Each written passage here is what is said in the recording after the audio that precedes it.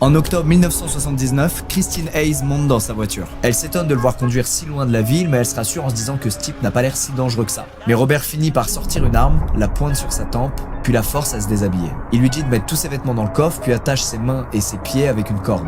Mais dans un élan de survie, Christine arrive à retirer tous ses liens. Puis elle ouvre rapidement sa fenêtre avant de se jeter sur la route. Elle s'écrase contre le bitume, mais elle reprend vite ses esprits puis court à toute vitesse vers une maison qu'elle aperçoit au loin. Elle réussit à s'y réfugier, mais Robert sait qu'il risque rien. Il sait pertinemment que sa victime ne parlera pas à la police et qu'il n'y aura aucune suite. Et en effet, Christine n'ira pas se présenter au commissariat. Il sort dans l'un des clubs de la ville et il fait la rencontre d'une certaine Kitty. Et contrairement à d'autres femmes, il décide de l'inviter directement chez lui. Une maison banale de l'extérieur, mais qui laisse apercevoir un véritable repère de chasseurs inquiétant dès qu'on en pousse la porte d'entrée. Robert lui demande de coucher avec elle sur une peau d'ours qu'il a lui-même abattue, et même si Kitty a peur, elle accepte. Mais Robert tente de la menotter, ce qu'elle refuse catégoriquement, alors il s'énerve, sort une arme et lui fait comprendre qu'elle a désormais plus le choix. Kitty l'implore de la laisser partir, mais Robert lui ordonne de ne plus bouger. Il sort une grande chaîne d'un coffre, la passe autour du cou de Kitty, et l'attache à un poteau de sa maison.